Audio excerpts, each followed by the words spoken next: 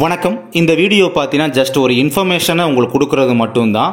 8th pay commission மூலமாக கிடைக்கக்கூடிய salary increment நியூவாக ஜாயின் பண்ணுறவங்களுக்கு பார்த்தீங்கன்னா ரொம்ப ஹைக்கு கிரியேட் ஆகும்.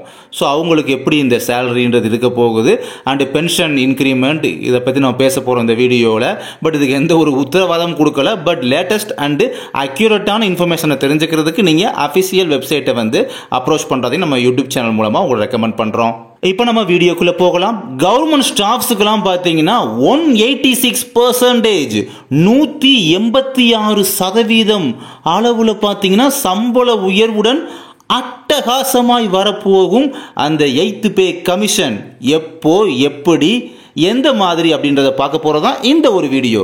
ஃபர்ஸ்ட் 8th பே கமிஷன் எங்கே வரும்னா சென்ட்ரல் கவர்மெண்ட் அங்கே இம்ப்ளிமெண்ட் பண்ணதுக்கு அப்புறம் தான் ஸ்டேட் கவர்மெண்ட் வந்து இம்ப்ளிமெண்ட் பண்ணுவாங்க. ஸோ அதனால ஃபர்ஸ்ட் எடுத்தோன்னே சென்ட்ரல் கவர்மெண்ட் ஸ்டாஃப்லாம் பார்த்தீங்கன்னா ரொம்ப ஆர்வமாக இருக்காங்க 8th பே கமிஷன் எப்போ வரும்னு சொல்லிட்டு. பட் இந்த டைம் வேற பார்த்தீங்கன்னா இந்த 8th பே கமிஷனில் தான் ஒரு முக்கியமான விஷயத்தையும் பண்ண போகிறாங்கன்னு சொல்லி ஒரு பேச்சுமே அடிபடுது. என்னன்னா அவங்களுடைய சேலரியிலேயே பார்த்தீங்கன்னா பேசிக் பே இருக்குல்ல, பேசிக் சேலரி அதோடைய பார்த்தீங்கன்னா அகவிலைப்படியையும் சேர்த்துடலாம். அதாவது அகவிலைப்படினா இங்கிலீஷில் என்னன்னா டியர்னஸ் அலோவான்ஸ் சொல்லுவாங்களே, அந்த அலோவான்ஸையும் பார்த்தீங்கன்னா நம்ம பேசிக் சேலரியிலே சேர்த்துடலாம் அப்படின்ற ஒரு குட் நியூஸுமே நமக்கு இந்த 8th பே கமிஷனில் சொல்ல போகிறாங்க அப்படின்ற வெயிட் பண்ணிட்டு இருக்காங்க. இருந்தாலும் இந்த 8th பே கமிஷன் மூலமாக சேலரி இன்க்ரிமெண்ட் இவ்வளோ பண்ண போகிறோம், இன்சென்டிவ் அதான் அந்த அகவிலைப்படி அப்படின்றது இவ்வளோ கூட போகுது அப்படின்ற ஒரு ரெகுலேஷனை பற்றி ஒரு அஃபிஷியலாக இன்னும் பார்த்தீங்கன்னா கவர்மெண்ட் சைட்லேருந்து அஃபிஷியல் இன்ஃபர்மேஷன் அந்த கன்ஃபர்மேஷன் எதுவும் வரலை. ஆக்சுவலி இந்த 7th பே கமிஷனோட ரெக்கமெண்டேஷன் பார்த்தீங்கன்னா வரக்கூடிய டிசம்பர் 31 இந்த 2025 கடைசி நாள் அன்னையோட பார்த்தீங்கன்னா நிறைவடைகிறது. ஃபினிஷ் ஆயிடுச்சு அப்படின்னா அடுத்த 10 ஆண்டு, அதாவது நீங்கள் படிச்சிருப்பீங்களே டிஎன்பிஎஸ்சி எக்ஸாம் படிக்கிறவங்களாம் தெரியும் 10 ஆண்டு திட்டம் படிச்சிருப்பீங்களே, அதே தான் அடுத்த 10 ஆண்டு திட்டம். அந்த ரூல் படி பார்த்தீங்கன்னா 8th பே கமிஷன் எப்போ வரணும், அடுத்த வருஷம் 2026 புத்தாண்டு அன்னைக்கு ஜனவரி 1 அன்னைக்கு பார்த்தீங்கன்னா அன்னையிலிருந்து அவங்க அமலுக்கு கொண்டு வரணும். ஆனால் இந்த விஷயத்தில் பார்த்தீங்கன்னா டிலே ஆகிட்டு இருக்கு, டிலே கிரியேட் ஆகும் அப்படின்ற மாதிரி தான் எக்ஸ்பெக்டேஷன் பண்ணிட்டு இருக்காங்க. இப்படி ஏன் எக்ஸ்பெக்ட் பண்ணுறாங்க டிலே ஆகும் அப்படின்னா, இந்த கவர்மெண்ட் வந்து இன்னும் 8th பே கமிஷனுக்கான அந்த கமிட்டி அப்படின்றத வந்து அமைப்பாங்க. அந்த கமிட்டி வந்து இன்னமும் அமைக்கப்படலை. ஸோ இந்த ஒரு டைரக்ஷனில் தான் கவர்மெண்ட் அப்படின்றது ஸ்லோவாக ப்ராசஸ் போயிட்டு இருக்கு அப்படின்ற மாதிரி கவர்மெண்ட் சர்க்கிள்ல இருந்து வரக்கூடிய தகவலாக இருக்கு. அப்போ 8th பே கமிஷன் ரெக்கமெண்டேஷன் படி பார்த்தீங்கன்னா 2027க்கு பிறகுதான், எப்போ 2027க்கு பிறகுதான் மற்ற இது ஸ்டேட் கவர்மெண்ட்லாம் பார்த்தீங்கன்னா இம்ப்ளிமெண்ட் பண்ணுவாங்க அப்படின்ற மாதிரி ஒரு வேல்யூ அப்படின்றது இப்போதைக்கு நம்ம பண்ண முடியுது. இப்போ உள்ள சுச்சுவேஷனை பேஸ் பண்ணி அப்படி பண்ண முடியுது. ஓகேங்களா? அப்போ அதாவது சென்ட்ரல் கவர்மெண்ட் ஸ்டாஃப்ஸும் ஸ்டேட் கவர்மெண்ட்டில் உள்ள ஸ்டாஃப்ஸும் புதுசாக நியூவாக வர்றவங்களுக்கு தான் ரொம்ப ஹைக் இருக்கும். ஸோ அவங்களும் பார்த்தீங்கன்னா அது சென்ட்ரல் கவர்மெண்ட்டோ இல்லை ஸ்டேட் கவர்மெண்ட்டோ நியூவாக ஜாபில் ஜாயின் பண்ணுறவங்க, ஓகேங்களா? அப்புறம் இந்த ஓய்வூதியதாரர்கள் ரிட்டையர் ஆவாங்க பார்த்தீங்கன்னா, ஸோ அவங்களாம் பார்த்தீங்கன்னா இன்னும் சிறிது காலம் காத்திருக்க வேண்டிய ஒரு சுச்சுவேஷன். இது 2027 நம்ம சொல்கிறோம், அதுக்கு முன்னால் கூட வந்துடலாம். பட் இப்போ உள்ள சுச்சுவேஷனை பேஸ் பண்ணி 2027க்கு அப்புறம் தான் போகும் போல அந்த ஸ்டேட் கவர்மெண்ட்டுக்கு இம்ப்ளிமெண்ட் பண்ணலாம் அப்படின்ற மாதிரி ஒரு சுச்சுவேஷனில் இப்போ இருக்கு. பேசிக் சேலரியோட டியர்னஸ் அலோவன்ஸை இணைச்சிருவோம் அப்படின்ற மாதிரி தான் பரவலாக ரொம்ப பேசிட்டு வந்துட்டு இருக்காங்க. அதனால இந்த 8th பே கமிஷனில் இந்த ஒரு விஷயம் கண்டிப்பாக உறுதியாக நடக்கலாம் அப்படின்ற மாதிரி தான் பலவிதமான மீடியா வந்து ரிப்போர்ட் அப்படின்றது அவங்களுடைய ரிப்போர்ட்ஸ்லாம் அப்படி தான் சொல்லுது. ஓகேங்களா? அப்போ இந்த ஒர்க்கர்ஸ் இருக்காங்க பார்த்தீங்களா, ஸ்டாஃப்ஸு, ஸோ இவங்கெல்லாம் நீண்ட காலத்திற்கு நிதி சலுகைகளை பெறுவதற்காக, ஏன்னா இந்த அகவிலைப்படி பேசிக் சேலரியோட சேர்த்தா தான் அவங்களுக்கு ஃபினான்ஷியலாக அந்த சலுகைகள்லாம் கிடைக்கும். ஸோ ஓகேங்களா, அந்த சலுகைகள்லாம் கிடைக்கணும் அப்படின்றதுக்காக தான் இந்த அடிப்படை சம்பளத்தில் இந்த அகவிலைப்படியை சேருங்க அப்படின்னு சொல்லி ஊழியர் அமைப்புகளும் பார்த்தீங்கன்னா நீண்ட காலமாக கோரிக்கை வச்சுட்டு வர்றாங்க. சரி, இதெல்லாம் இருக்கட்டும், முடிஞ்சு போன கதை. இப்போ உள்ள சுச்சுவேஷனுக்கு வாங்க. என்னன்னா இப்போ பண்டிகை காலம்லாம் முடிஞ்சு இப்போ ஜூலை மாதம், இந்த 2025 ஜூலை மாதத்துலேருந்து டிசம்பர் மாதம் வர லாஸ்ட் ஒரு 5-6 மாதம் கணக்கில் எடுத்துக்கிட்டிங்கன்னா, ஸோ இந்த காலகட்டத்தில் வந்து பார்த்தீங்கன்னா அகவிலைப்படி அந்த நிவாரணம் இருக்குது பார்த்தீங்களா, அதில் வந்து 3% வந்து கவர்மெண்ட் வந்து இன்க்ரீஸ் பண்ணி அறிவிச்சாங்க. அப்போ இந்த அதிகரிச்சதுக்கு அப்புறம் பார்த்தீங்கன்னா இப்போ அகவிலைப்படியோட பெர்சன்டேஜ் எவ்வளோ இருக்குன்னா 58% எட்டிடுச்சு. ஓகேங்களா? அதை கிராஸ் பண்ணிடுச்சு, 58% ஆயிடுச்சா.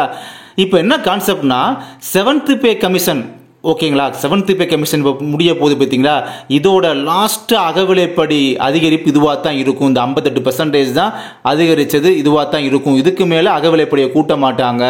அதுக்கப்புறம் 8th பே கமிஷன் தான் வரப்போகுது அப்படின்றதுல உறுதியாக இருக்காங்க இப்போ உள்ள சுச்சுவேஷனில். ரூல் வந்து என்ன சொல்லுதுன்னா, இந்த டியர்னஸ் அலோவன்ஸை 50% கிராஸ் பண்ணி போயிட்டாலே, அது 50% தாண்டி போயிட்டாலே பேசிக் சேலரியில் கண்டிப்பாக இந்த அலோவன்ஸை வந்து சேர்க்கணும் அப்படின்றது தான் ரூலு. அப்போ ஜனவரி 2024 போன வருஷம் ஸ்டார்டிங்லேயே பார்த்தீங்கன்னா அப்போயே 50% அந்த அளவெல்லாம் தாண்டிருச்சு. ஆனால் கவர்மெண்ட் வந்து அப்போ அதை இணைக்கவே இல்லை. பிகாஸ் 2016 தான் இந்த 7th பே கமிஷன் 7வது ஊதிய குழு இருக்கு பார்த்தீங்களா, அப்போ தான் இம்ப்ளிமெண்ட் பண்ணாங்க 2016. அப்போ செயல்படுத்தப்பட்ட போது தான் பார்த்தீங்கன்னா இந்த பேசிக் சேலரியோட இந்த அலோவன்ஸை வந்து டியர்னஸ் அலோவன்ஸை வந்து இணைச்சி தான் நியூ சேலரியே பார்த்தீங்கன்னா ஃபிக்ஸ் பண்ணாங்க. அப்போ தான் ஒரு பேசிக் இயருமே சேஞ்ச் பண்ணாங்க. ஓகேங்களா. ஸோ அதே மாதிரி இந்த டைமும் நம்ம வந்து கண்டிப்பாக எதிர்பார்க்கலாம். இப்போ கவர்மெண்ட் ஸ்டாஃப்ஸோட சென்ட்ரல் கவர்மெண்ட் ஸ்டாஃப்ஸோட சேலரியை ஃபிக்ஸ் பண்ணுறதுக்கும் இந்த ரிட்டையர்மெண்ட் பென்ஷனை வந்து டிசைட் பண்ணுறதுக்கும் ஃபிட்மென்ட் ஃபேக்டர் அப்படின்றது தான் ரொம்ப ரொம்ப மிக மிக முக்கிய பங்கு வகிக்கிறது. ஓகேங்களா. இப்போ தற்போதைக்கு எடுத்துக்கிட்டோம் பார்த்தீங்கன்னா இந்த 7th பே கமிஷனில் என்ன ஃபிட்மென்ட் ஃபேக்டர் ஃபாலோ பண்ணுறாங்கன்னா 2.57 அப்படின்ற ஒரு பாயிண்ட்ஸை தான் பார்த்தீங்கன்னா ஃபாலோ பண்ணுறாங்க. இதே சமயம் இந்த 8th பே கமிஷனில் இதே ஃபிட்மென்ட் ஃபேக்டர் எவ்வளோ இருக்கும் நம்ம எக்ஸ்பெக்டேஷன் பண்ணலாம்னா 1.92 முதல் 2.86க்குள் ஃபிக்ஸ் பண்ணப்படும் அப்படின்ற ஒரு வேல்யூக்கு நம்ம வரலாம். ஓகேங்களா. இது வந்து central government and state government ஸ்டாஃப்ஸோட அந்த சேலரி மெஷர்மெண்ட்டை கண்டிப்பாக உறுதியாக உயர்த்தும். ஓகேங்களா. அது மாற்று கருத்து இல்லை. ஸோ மினிமம் ஃபிட்மென்ட் ஃபேக்டர் எவ்வளோ இருக்குது, 1.92 மேக்ஸிமம் 2.86 வரை போகும்னு சொல்லி வல்லுநர்கள் வந்து தெரிவிச்சுக்கிட்டு இருக்காங்க. சரி, ஓகே, இதுதான் இம்பார்ட்டண்ட்டே. உங்களுக்கு தேவையான விஷயமே இதுதான்.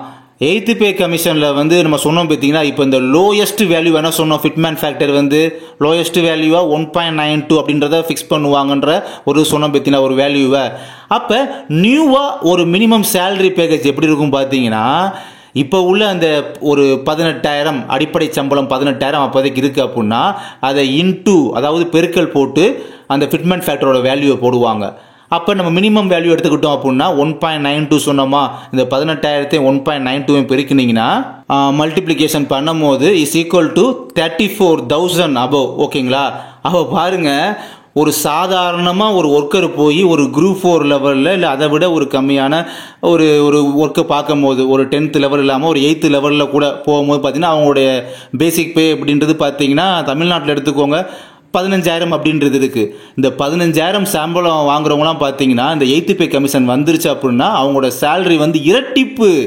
இந்த மினிமம் ஃபிட்மென்ட் ஃபேக்டர் நீங்கள் யூஸ் பண்ணால் கூட இரட்டிப்பு சம்பளம் தெரியுதா உங்களுக்கு. 15,000 சம்பளம் 30,000க்கு போகுது.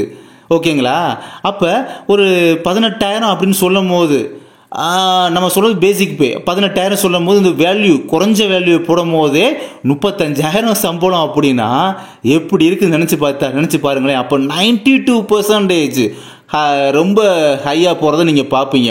அதுவும் பிகினர்ஸ் நியூவாக ஜாயின் பண்ணுறாங்க பார்த்தீங்களா, அவங்களுக்கு இதை விட கொஞ்சம் கூடுதலாக எக்ஸ்ட்ரா ஒரு 3,000 4,000 எக்ஸ்ட்ராவே கிடைக்கும் அவங்களுக்குலாம் அப்படின்ட்டு இதை நோட் பண்ணிக்கோங்க நீங்கள். சரி, அதே 8th பே கமிஷனில் நம்ம ஹையஸ்ட் வேல்யூ என்ன சொன்னோம், ஃபிட்மென்ட் ஃபேக்டர் வேல்யூ 2.86 வரை போகும் சொல்லியிருந்தோம் பார்த்தீங்களா. அதே அந்த ஹையஸ்ட் வேல்யூ 2.86 ஃபிக்ஸ் பண்ணாங்க அப்படின்னா மினிமம் பேக்கேஜ் எவ்வளோ 18,000 சொன்னோமோ அந்த 18,000 அப்போ உள்ள வேல்யூ 18,000 இன்ட்டு 2.86 போட்டினா இஸ் ஈக்குவல் டு எவ்வளோ வருது, 51,000க்கு மேலே போகுதா. நினச்சி பாருங்க. பேசிக் சேலரி 18,000 வாங்குறவங்க, நான் ஹேண்ட் சேலரி கையில் வாங்குறத கூட சொல்லலை, ஒரு பேசிக் பேயா 18,000 ஃபிக்ஸ் பண்ணி இது பண்ணுறத கூட பார்த்தீங்கன்னா அந்த சமயத்தில் உங்களுடைய பேசிக் பே 8th பே கமிஷன் படி 50,000 ரூபா. நினச்சி பாருங்களேன். ஒரு ஸ்வீப்பர் ஒர்க்கு, ஒரு சானிடரி ஒர்க்கர் ஒர்க்கு, ஏதோ ஒரு 8th லெவல் ஒரு 5th லெவல் ஒர்க்குக்கு தான் பார்த்தீங்கன்னா அந்த 18,000 15,000 அப்படி சம்பளம் இருக்கும். இப்போதைக்கு அப்படி தான் இருக்குது. இது 8th பே கமிஷனுக்கு அப்புறம் அந்த பேசிக் பே வந்து 50,000 தரப்போகிறாங்க அப்படின்னா எப்படி இருக்கும் நினச்சி பாருங்களேன். இந்த ஃபிட்மென்ட் ஃபேக்டர் அப்படின்றது 2.86 ஹையஸ்ட் வேல்யூக்கு வரப்போகுதான்னு தெரியல. பட் எனக்கு தெரிஞ்சு கண்டிப்பாக இந்த தடவை வரப்போகிற 8th பே கமிஷனில் என்னோட ஒரு கெஸ்ஸிங் படி சொல்கிறேன் உங்கள்கிட்ட 2.25 முதல் 2.5 அதாவது 2.25 முதல் 2.50 வரை கண்டிப்பாக ஃபிட்மேன் ஃபேக்டர் அந்தளவில் கண்டிப்பாக உறுதியாக இருக்குன்ற மாதிரி நான் நம்புகிறேன். ஓகேங்களா? அந்த ஃபிட்மேன் ஃபேக்டர் வேல்யூ அப்படி இருக்கும்போது பார்த்தீங்கன்னா ஒரு 18,000 பேசிக் பே உள்ளவங்க கண்டிப்பாக 45,000 43,000 சேலரி பேசிக் பே கண்டிப்பாக இருக்க போது அவ்வளோ ரூபா பணத்தை வாங்குவாங்க. ஓகேங்களா? ஒரு சாதாரண ஒரு ஸ்வீப்பர் கூட. ஓகே, இந்த ஒரு video central government job and government ஜாபுக்கு படிக்கக்கூடிய அஸ்பிரன்ஸுக்கு பார்த்தீங்கன்னா ஒரு மோட்டிவேஷனாக இருக்கும்னு நம்புகிறேன். பட் இது மோட்டிவேஷனலுக்காக மட்டும் இந்த வீடியோ மோட்டிவாக போடலை, உண்மையான விஷயத்தை உங்கள்கிட்ட எக்ஸ்பிளைன் பண்ணியிருக்கேன். தேங்க்யூ.